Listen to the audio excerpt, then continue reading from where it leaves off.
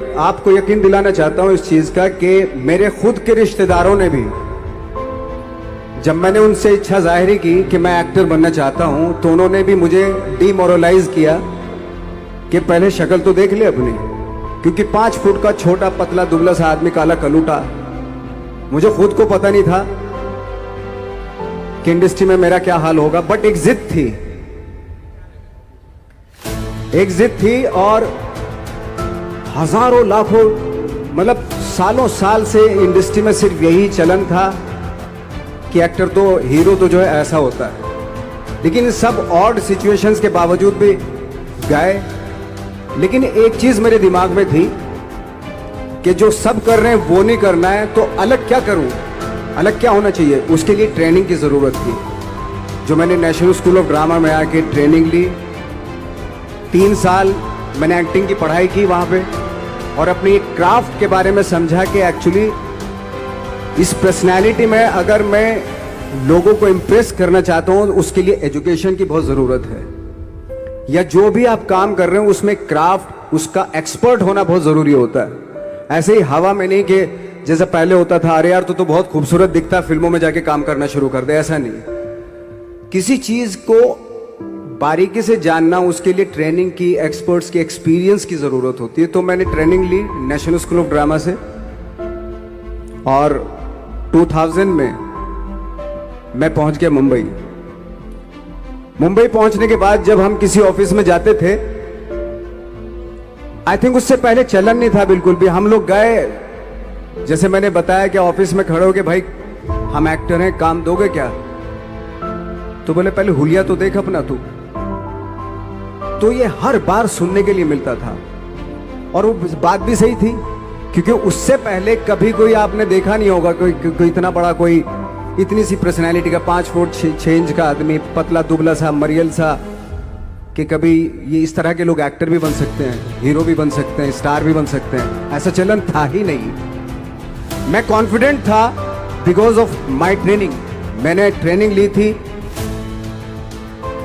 और अपनी क्राफ्ट के बारे में बहुत अच्छे से जानता था मैं, और उस चीज का सिर्फ कॉन्फिडेंस था मुझे कि आज नहीं तो कल, कल नहीं तो परसों, या 10 साल या 20 साल या 30 साल, 30 साल के बाद नंबर जरूर आएगा मेरा।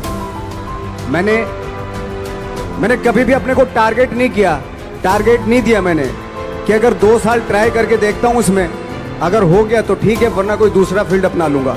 ऐसा कभी नहीं। जिस चीज का पैशन होता है, जज्बा होता है,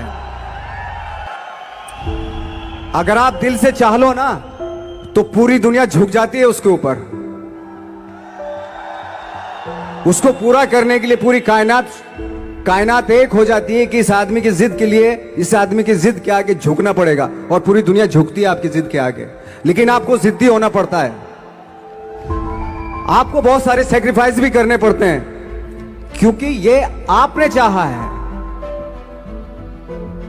परीक्षा देनी पड़ती है आपको, जितना बड़ा इम्तिहान होगा उतनी बड़ी परीक्षा भी देनी पड़ेगी।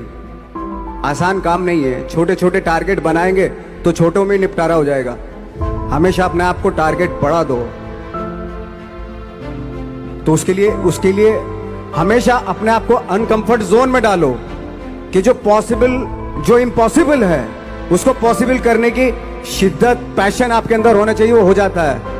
आज जो दुनिया में इतने सारे एक्सपेरिमेंट हुए हैं, ये सिर्फ इसी बिना पे हुए हैं, पागलपन के जरिए ही हुए हैं ये सारे एक्सपेरिमेंट। एक मैंने कहीं सुना था कि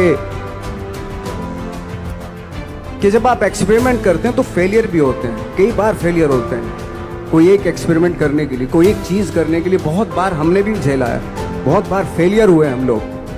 लेकिन एटलीस्ट हमें इतने सारे फेलियर होने से इतने तरीके पता चले कि इन तरीकों से सक्सेस नहीं मिल सकती। फॉर एग्जाम्पल, एडिसन ने जब बल्ब का आविष्कार किया तो 100 बार एक्सपेरिमेंट किए अपनी जिंदगी में। 100 बार एक्सपेरिमेंट करने के बाद जब उसको पता चला कि अरे फॉर्मूला तो ये था बल्ब बनाने का, तो एटलीस्ट उसके साथ साथ उसको ये भी पता चला कि 100 जो तरीके हैं, 100 तरीकों से बल्ब नहीं बनता। ये भी पता चला उन फेलियर्स में उसको।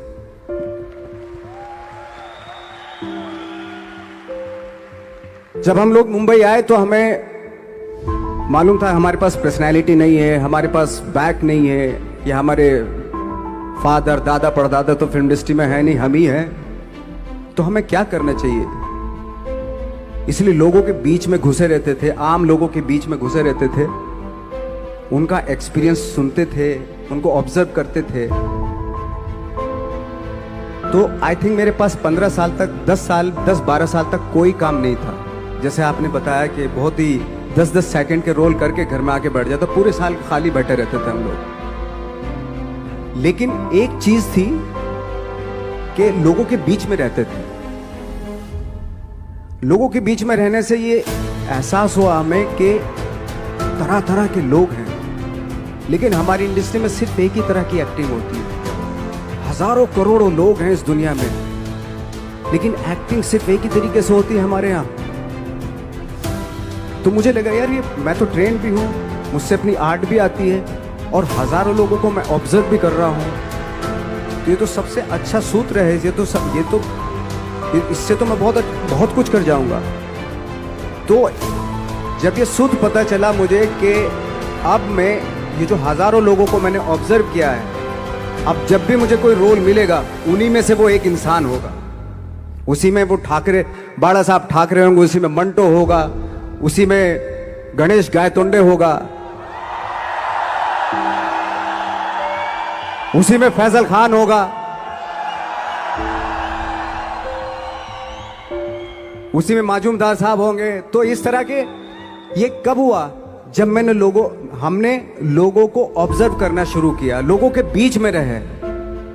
मैं 15 साल के बाद जो मेरी लाइफ थी जिसमें खाने तक को नहीं मिलता था, अब फॉर्चुनेट अपने आप को समझने लगा था कि थैंक गॉड कि मुझे ऐसे लोगों के बीच में मुझे रहने का मौका मिला। तो कभी भी आई थिंक मुझे लगता है कि कभी भी जब आप स्ट्रगल कर रहे होते ना, वो एक मौका होता है आपके पास, वो एक चांस होता है आपके पास कि कैसे उसमें आप अपना ऑब्जर्वेशन एक्सपीरियंस जब आपको काम मिलेगा वो उसमें लगाएंगे आप।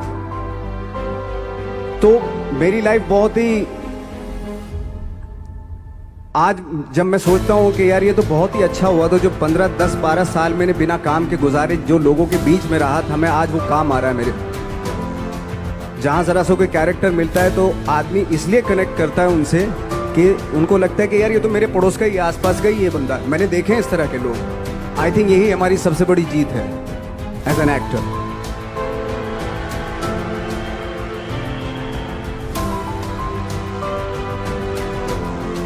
ऑफ कोर्स स्ट्रगल में बहुत सारी चीजें सेक्रीफाइस करनी पड़ती हैं, क्योंकि खुजली आपको हुई है, आप ही को मिटानी पड़ेगी। आप जो आप हैं वो आपने बनना चाहा था, और अगर डिसअपॉइंटमेंट आ रहे हैं तो आप तो कंप्लेन भी नहीं कर सकते, क्योंकि आप ही ने चाहा था ये बनना।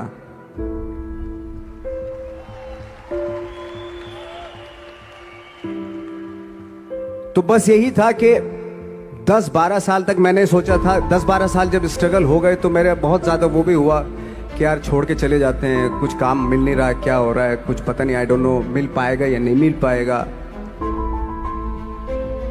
फिर ये होता था कि नहीं, मेरी मदर जो है ना एक लेटर लिखती थी मुझे हमेशा। तब मोबाइल नहीं आए थे, पेजर आए थे, तो पेजर यहाँ पे लगा के चलते थे हम लोग। जब उनको मालूम हो जाता था कि भाई बंदा जो है ना थोड़ा सा फ्रस्ट्रेशन में है, डिप्रेशन में है, क्योंकि काम नहीं मिल रहा, तो मेरी माँ मुझे एक लेटर लिखती थी। उसको लिखती थी कि लिखने के बाद एक लास्ट में लिखती थी कि 12 साल में कचरे के दिन भी बदलते थे, तू तो इंसान है, तेरा दिन भी बदलेगा। तो उन सब चीजों को देख के कोई एक शेर, कोई एक कोटेशन, कोई इस तरह की जो मोटिवेट करती है, जो लाइन्स आपको, उनका रहना, उन पे बिलीव करना बहुत ज़रूरी होता है, क्योंकि वही चीज़ आपको मोटिवेट करती है आगे बढ़ाने के लिए। और जब ख़राब वक्त होता है आपको वो लाइन्स, वो पोएम्स, वो सारी चीज़ें आपको संबल देती हैं, मजबूती देती हैं, ताकत देती हैं। और मैं जिस गांव से आया था, डिस्ट्रिक्ट मुजफ्फरनगर के एक छोटा सा गांव था बुढ़ाना, जब हमने शुरुआत की थी वहां पे, जब मैं था वहां पे लाइट भी नहीं थी। 1 घंटे के लिए रात में कभी आ गई, या 1 महीने के बाद हल्का सा मुंह दिखा के चली गई। इस तरह की लाइट इस तरह होती थी। वही लैंप में पढ़ना स्टार्ट किया, लैंप। तो छोटे से गांव से आने के बावजूद फिर दिल्ली मतलब छोटा सा, उससे बड़ा शहर भी हमें ऐसा लगता था पता नहीं क्या है, मतलब डर लगता था।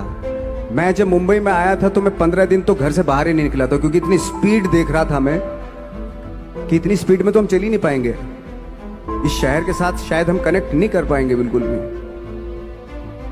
तो इस तरह के डर थे। लेकिन ऐसी जगह पे आ गए थे कि अब जाना भी मुश्किल था। तो मतलब वापस नहीं जा सकते थे। वापस इसलिए नहीं जा सकते थे कि बहुत सारे डर थे। वापस अगर चले गए तो थिएटर के जो मेरे दोस्त थे वो बोलते, क्यों भाई वापस आ गए तुम भी, जैसे बहुत सारे लोग वापस आ रहे थे तुम भी वापस आ गए, चलो लग जाओ ठीक है। गांव में इसलिए नहीं जाता था अपने कि जो पहले ही बोलते थे वो लोग के शक्ल तो देख ले, फिर हार के उनके सामने चला गया तो क्या बोलेंगे वो तो वही बोलेंगे कि हमने तो पहले मना किया था कि मत जाओ, क्या सूरज शक्ल थोड़ा ही थी तुम्हारी स्टार बनने की, एक्टर बनने की। तो ये बहुत सारे डर थे जिसकी वजह से मैं अपने ना तो गांव जाता था, ना जहाँ से ट्रेनिंग ली थी दिल्ली से, ना वहाँ जाता था। मैंने जो भी है मरना जीना मुंबई में ही होगा। रही बात सक्सेस की, सक्सेस अगर 30 साल बाद भी मिलेगी उसके लिए भी मतलब तैयार रहना चाहिए। सक्सेस की कोई डेट नहीं होती, कोई तारीख नहीं होती, कोई टारगेट नहीं होता कि इतने ही दिनों में मिल जाएगी। इंसान का काम होता है, आई थिंक मुझे लगता है कि मेरे हिसाब से मुझे लगता है कि लाइफ ना हमेशा अपने आप को लाइफ में पुश करते रहो, और पैशन के साथ जिस भी आप काम में हो, जो भी आप काम कर रहे हैं उसमें पैशन के साथ लगे रहना बहुत जरूरी होता है। क्योंकि पैशन से क्या होता है, जिस भी आप फील्ड में होते हैं उसकी डिटेलिंग्स मिलनी शुरू होती है। जैसे जब आप समंदर में देखते हैं, समंदर की जब गोता मारते हैं नीचे जाते हैं तो आपको एक धीरे धीरे बहुत कुछ दिखाई देना शुरू। ऐसी आपका भी फील्ड है, कोई भी हर फील्ड ऐसा ही होता है, उसमें असीम संभावनाएं होती हैं, इतनी पॉसिबिलिटीज होती हैं कि